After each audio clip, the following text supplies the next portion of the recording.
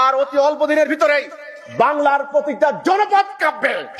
বুঝতে হবে হিজবুত তৌহিদ দাঁড়িয়েছে একটা সভ্যতা নির্মাণ করার জন্য, অন্ধত্বের বিরুদ্ধে একটা আলোকময় সভ্যতা উপহার দেওয়ার জন্য, স্থবির হয়ে যাওয়া একটা সমাজ ব্যবস্থার মধ্যে রেনেসা ঘটানোর জন্য। রেনেসা মানুষের মানসিক পরিবর্তন, চিন্তাধারার পরিবর্তন, আকীদার পরিবর্তন, মানুষের মধ্যে মানসিকতা পরিবর্তনের জন্য দাঁড়িয়েছে হিজবুত তাওহীদ।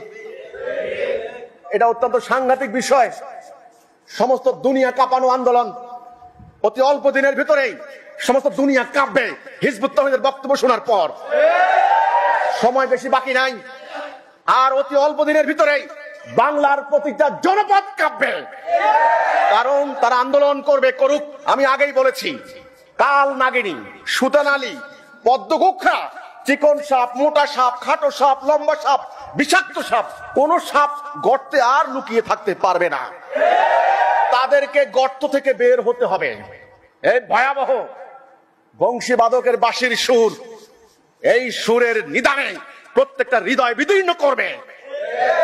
হবিগঞ্জে মাত্র একজন দুইজন, ওই একজন দুইজনের জ্বালায় তোমাদের ঘুম হারাম হয়ে গেছে। এত সভা, এত সেমিনার, এত মিছিল, এত সমাবেশ, পুলিশকে ডেকে এনে এত কিছু করো, মাত্র দুইজন